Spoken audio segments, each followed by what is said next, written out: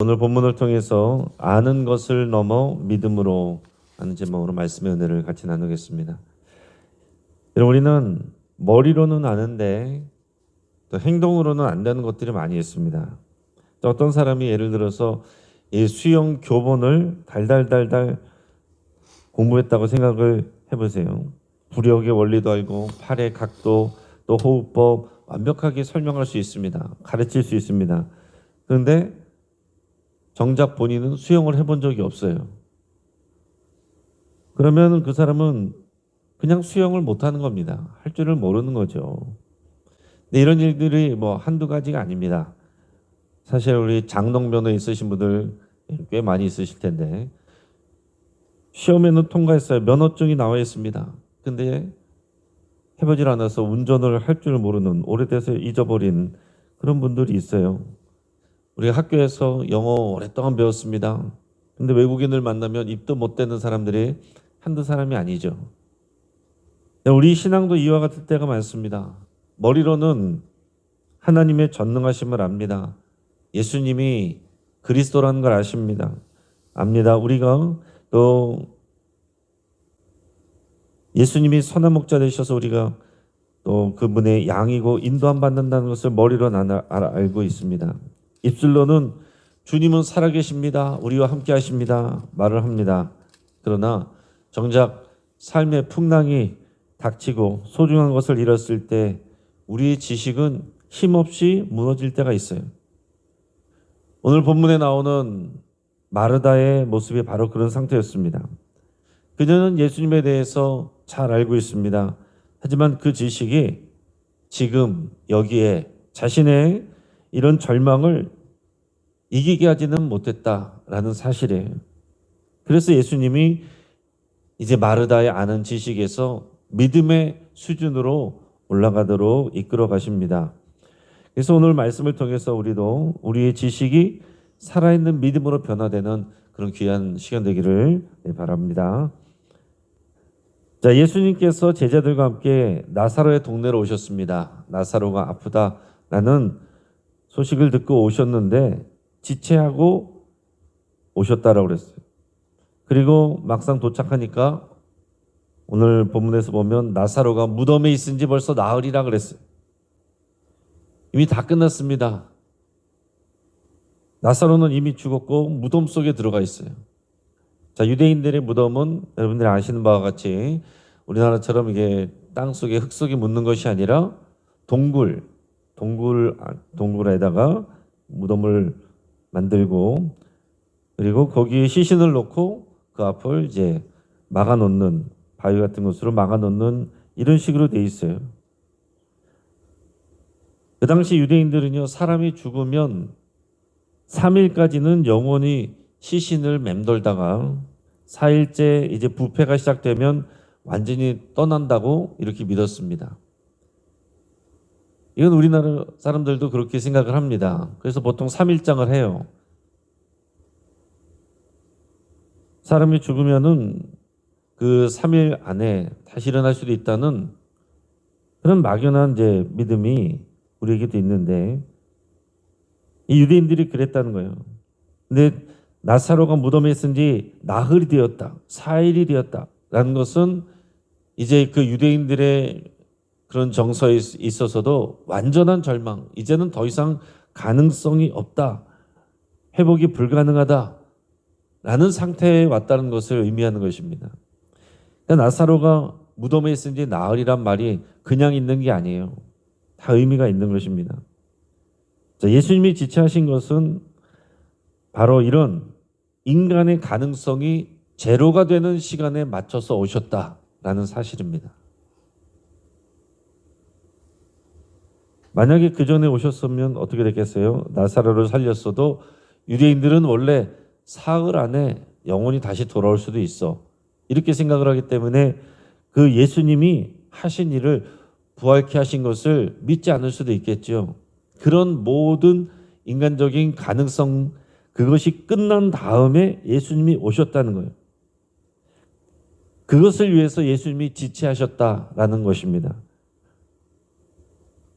그러니까 인간의 가능성이 제로가 되는 시간을 맞춰서 예수님이 오셨다는 거예요. 사람들의 입장에서는 이미 늦어버린 시간, 다 끝난 시간, 그 시간이 예수님의 입장에서는 그렇기 때문에 하나님의 영광을 나타낼 수 있는 시간이 되는 것입니다. 하나님께서 우리에게 이런 식으로 역사하실 때가 많아요. 우리가 완전히 내 힘으로 할 수 있는 것이 없을 때, 더 이상 우리 주님 말고는 기대할 것이 없을 때, 의지할 것이 없을 때 주님께서 일하실 때가 많습니다. 주님을 의지합니다. 하지만 실제로 내 마음 안에서는 다 계획들이 있어요. 내 적금을 의지하고 또 주식을 의지하고 사람을 의지하고 내 능력을 의지하고 나를 도와줄 사람들을 다 머릿속에 그리고 주님께도 기도합니다. 물론 하나님께서 여러 통로들을 통해서 또 사람들을 통해서 역사하시지만 전적으로 하나님을 믿는 그 믿음이 아니라 사람들을 믿고 돈을 믿고 내 재주를 믿고 경험을 믿으면서 거기 플러스로 주님도 믿는다. 그럴 때 주님이 역사하시지 않는 경우가 많다라는 것입니다. 왜요? 그렇게 됐을 때는 역시 이게 있었어야 돼. 역시 그 사람이 나를 도와줬어. 사람들은 사실 그렇게 생각을 하거든요. 나사로가 사는 이 베다니 동네는 예루살렘에서 약 3km 정도 떨어진 곳입니다. 그래서 예루살렘에 있는 많은 유대인들이 나사로를 아는 사람들이 조문을 올 수가 있는 그런 정도의 거리예요. 그래서 오늘 본문에 보면 실제로 이 장례식에 많은 조문객들이 와 있었다라고 되어 있습니다. 자, 이게 의미가 있는 것은 뭐냐면 이 사람들은 잠시 후에 일어날 나사로가 죽은 자 가운데서 살아나는 이 기적의 증인들이 되기 때문에 그렇습니다. 이 나사로가 죽은 나사로가 다시 살아났다는 이 내용이 여기에 온 많은 조문객들로 인해서 삽시간에 퍼지게 돼요. 그리고 얼마 후에 예수님도 십자가에서 죽으시고 사흘 만에 부활하시는 그 역사가 일어나는 거죠. 자, 예수님께서 이제 이 베다니 동네로 오셨다, 가까이 오셨다라는 소식을 들었고 이 소식을 듣고 나사로의 누이인 이 마르다는 예수님을 마중하러 달려나갔습니다. 그리고 예수님을 만났어요. 그리고 예수님 앞에 이렇게 말합니다. 21절 말씀을 같이 읽습니다. 마르다가 예수께 여짜오되 주께서 여기 계셨더라면 내 오라버니가 죽지 아니하였겠나이다. 자, 이 말이 어떤 의미인 것 같습니까? 주께서 여기 계셨더라면 내 오라버니가 죽지 아니하였겠나이다. 이건 믿음이 있는 것입니까? 없는 것입니까? 이 말은 분명히 예수님에 대한 믿음이 아주 없는 건 아니에요.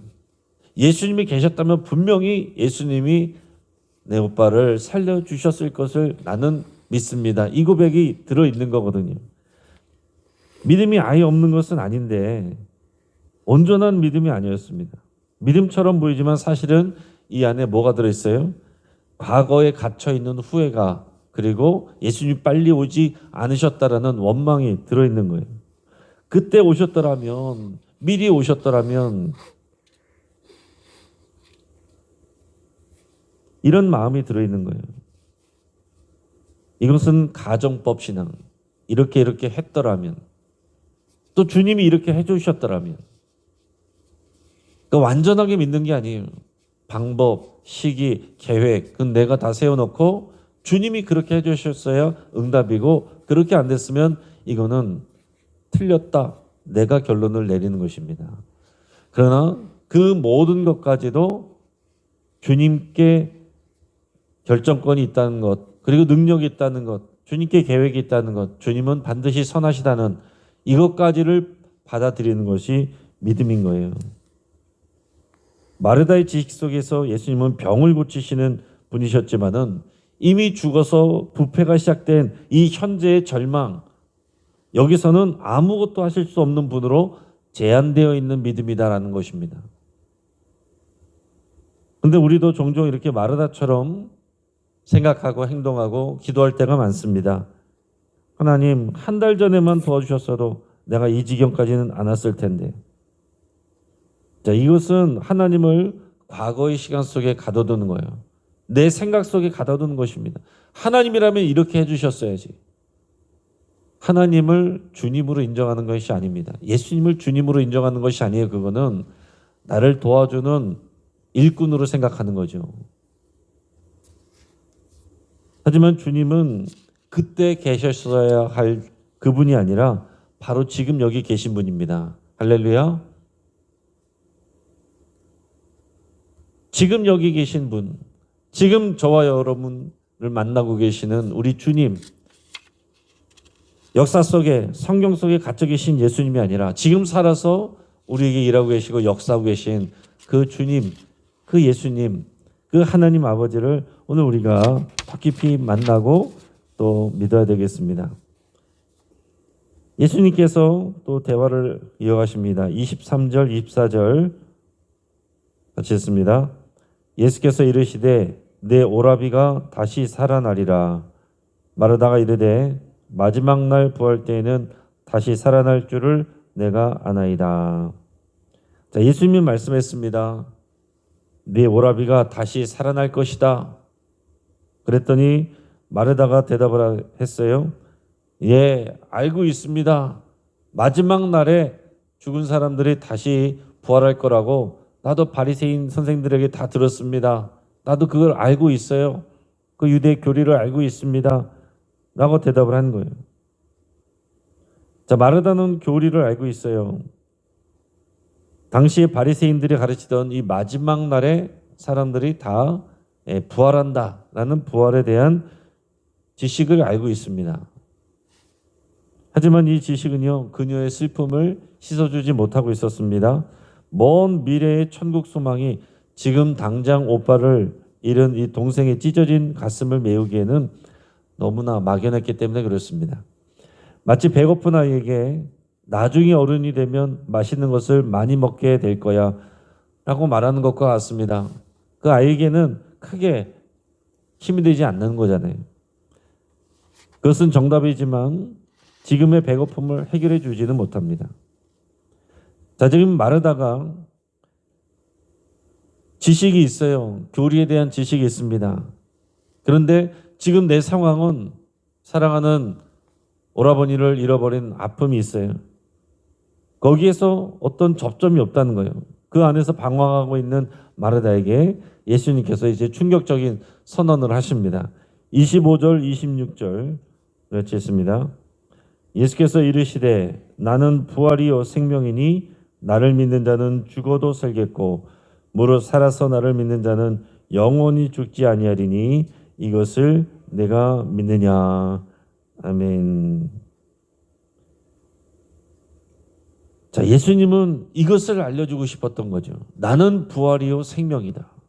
나는 부활이요 생명이니 나를 믿는 자는 죽어도 살겠고 무릇 살아서 나를 믿는 자는 영원히 죽지 아니하리니 이것을 내가 믿느냐. 에고에이미, 헬라어로 에고에이미, 나는 무엇이다 라는 것이 7번 요한복음에 나온다라고 그랬고 그 중에 하나 5번째 나는 부활이요 생명이다라는 이 말씀이 너무나도 중요한 말씀이고 이 말씀을 하시기 위해서 예수님께서 지체하셨고 나사로가 죽은 다음에 오셔서 나사로를 살리는 이 기적을, 이 표적을 보이게 되시는 겁니다. 예수님이 부활이고 생명이라는 것을 알게 하기 위해서요. 그러니까 부활이라는 것은 마지막 때 일어날 그런 교리적인 내용이 아니라 바로 예수 그리스도가 부활의 능력이시고 그 생명, 단지 육체적 생명, 지금 당장 살리는 것이 아니라 예수님을 믿을 때만 누릴 수 있는 영생, 그 영생을 누리게 되는 것이 바로 예수 그리스도를 통해서 이루어진다. 이걸 말씀해 주시고 싶었던 것입니다. 그러니까 마르다는 이해하지 못했죠. 예수님께서 왜 지체하셨을까? 왜 도와주지 않으셨을까? 여기서 이제 알게 되는 것입니다. 예수님이 부활이고 생명이라는 것을 예수님께서는 믿게 하시기 위함이었어요. 질문한 겁니다.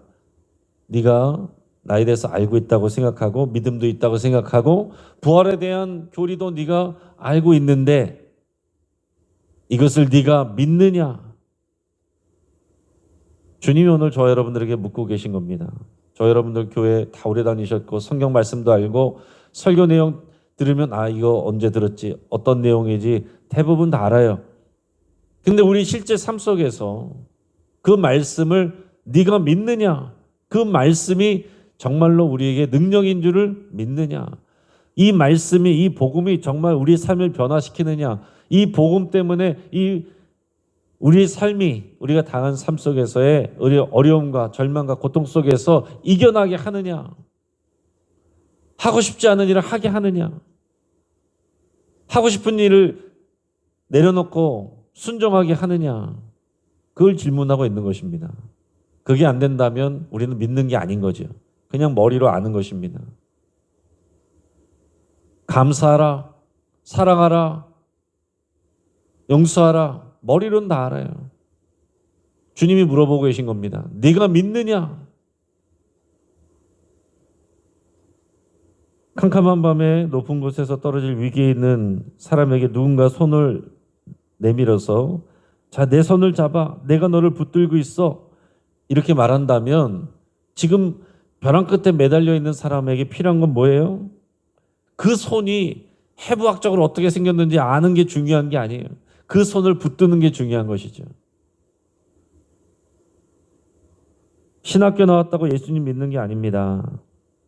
자신의 마음을 열고 예수님을 진정으로 나의 주님으로 고백하고 내 생각이 아니라 예수님의 말씀을 정말로 믿고 순종하는 것, 그것이 믿음입니다.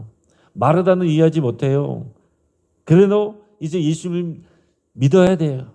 그리고 믿게 됩니다. 예수님은 표적을 보여주십니다. 저와 여러분들에게는요. 이미 예수님이 표적 다 보여주셨어요. 오늘 내 삶에 똑같은 일이 일어나지 않는다라고 해서 나에게는 상관이 없다가 아닌 것입니다. 우리는 이 말씀을 믿는 것이고 그 증거들을 믿는 것이고 증인들의 말을 통해서 또 믿는 거예요. 그래서 이 성경을 통해서 이 말씀을 통해서 오늘 우리에게 똑같은 말씀을 하시는 그 주님을 만나게 되는 것입니다. 아는 단계를 넘어서 믿는 단계로 들어가기를 주님이 원하시는데 그렇게 되겠습니까? 27절 마르다가 대답을 합니다. 이르되 주여 그러하외다. 주는 그리스도시요 세상에 오시는 하나님의 아들이신 줄을 내가 믿나이다. 아멘. 마르다가 드디어 대답해요. 주여 그러하외다.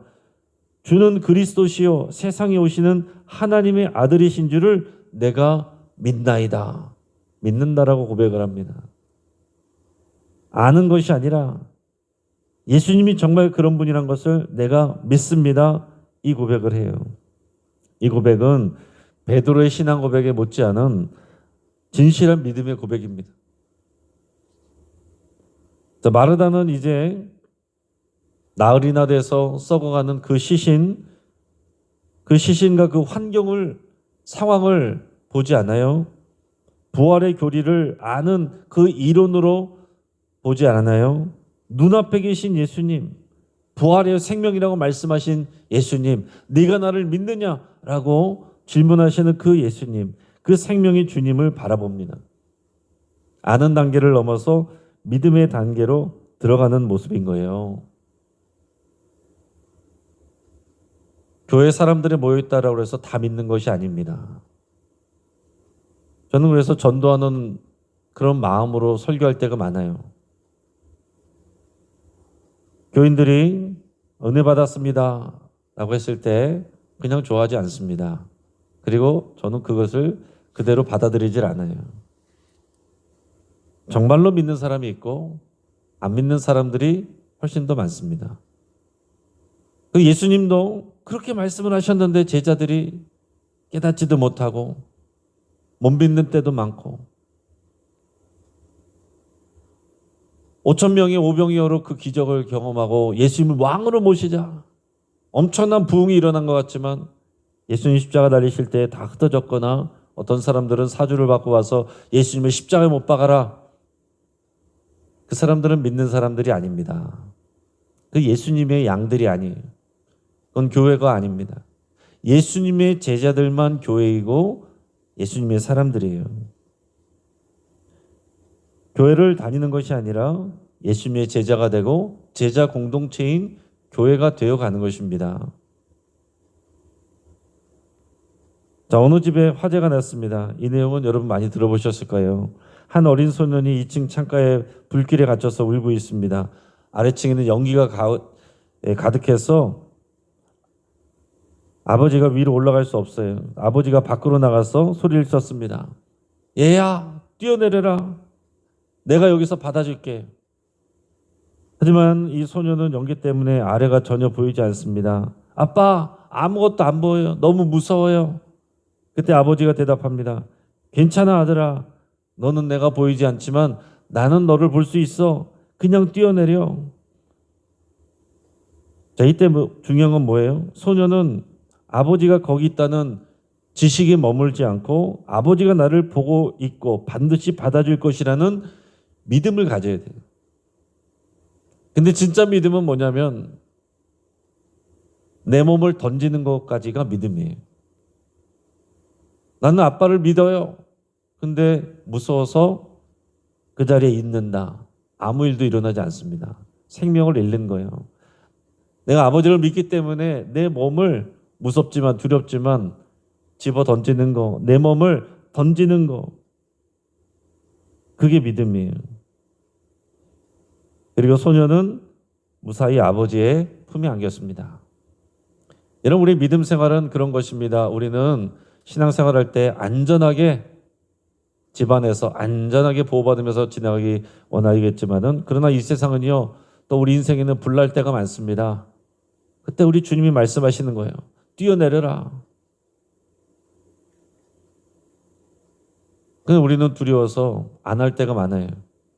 뛰어내리는 게 믿음입니다. 예수님이 어떤 분인지도 알고 성경 공부도 많이 했고 성경도 많이 읽고 또 아는 것도 많은데 내 몸을, 내 삶을 주님께 던질 수 없다. 그냥 아는 것입니다. 우리 주님은 내가 믿느냐 아는 것에서 우리의 삶을 던지는, 그게 뭐예요? 헌신이잖아요. 주님께 던지는, 헌신하는 그 삶의 믿음으로 우리를 부르십니다. 오늘 이 귀한 사순절에 예수님을 머리로 알고 또 습관적으로 지나가는 이 시간들이 아니라 내 삶을 던지고 헌신할 수 있는 살아계신 우리 주님을 깊이 만나는 저 여러분 되기를 주의 이름으로 축복합니다. 같이 한번 기도하겠습니다. 오늘 말씀을 붙잡고 함께 기도합니다. 머리로만 예수님을 아는 지식에서 삶으로 알아가는 믿음 되기를 위해서 여러분 간절히 기도하시기 바랍니다. 내 생각과 판단을 내려놓고 주님의 말씀을 붙들기를 기도할 수 있기 바랍니다. 또 예수님의 부활 생명이 오늘 나에게 힘이 되고 능력이 되기를 위해서 함께 기도하겠습니다. 환우들을 위해서 함께 기도해 주시기 바랍니다. 또 윤정희 원사님 오늘 오후 4시에 인공호흡기를 뗀다고 하는데 여러분께서 같이 기도해 주시고, 또 김윤미 집사님 병원에서 퇴원할 수 있도록, 쾌유할 수 있도록 위해서 같이 기도해 주시고, 여러분들의 건강과 치유를 위해서 함께 기도하겠습니다. 또 오늘 저녁 8시에 전세대 연합 찬양 기도회 있습니다. 맡은 것이 없을 때 나와서, 그리고 전세대가 연합하여 하나님이 기뻐하시는 이 일에 함께 기도하고 사순절에 기도하고 교회를 위해서 기도하는 진짜 믿음을 우리 주님이 보기를 원하시는데, 많은 분들이 나오셔서 함께 주님 앞에 기도하고 은혜 받는 시간 될 수 있기를 위해서 함께 기도하겠습니다. 그리고 내일과 모레 진행되는 예꿈 어린이부 봄 캠프가 있습니다. 우리 어린이들이 정말 살아계신 예수님을 인격적으로 만나는 복된 시간 될 수 있도록 위해서 함께 기도하겠습니다. 주여 한번 부르짖고 합심해서 함께 기도합니다. 주여.